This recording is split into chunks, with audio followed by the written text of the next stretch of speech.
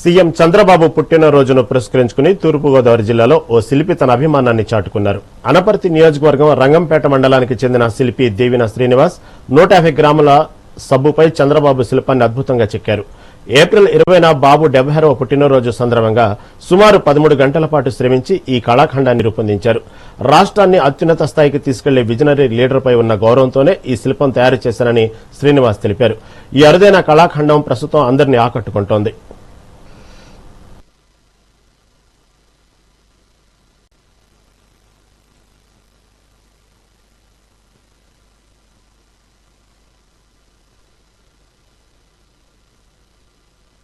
నా పేరు దేవిన శ్రీనివాస్. మాది తూర్పుగోదావరి జిల్లా రంగంపేట. రేపు ఏప్రిల్ 20వ తేదీన ఆంధ్రప్రదేశ్ ముఖ్యమంత్రి వర్యులు శ్రీ నారా చంద్రబాబు నాయుడు గారి పుట్టినరోజును పురస్కరించుకుని 150 గ్రాముల సబ్బుపై వారి చిత్రాన్ని శిల్పంగా చెక్కడం జరిగింది. నవ్య ఆంధ్రప్రదేశ్ వారి నిర్మాణాత్మకమైనటువంటి నిర్ణయాలతో ముందుకు దూసుకుపోవాలని కాంక్షిస్తూ ఈ శిల్పాన్ని రూపొందించాను. నా పేరు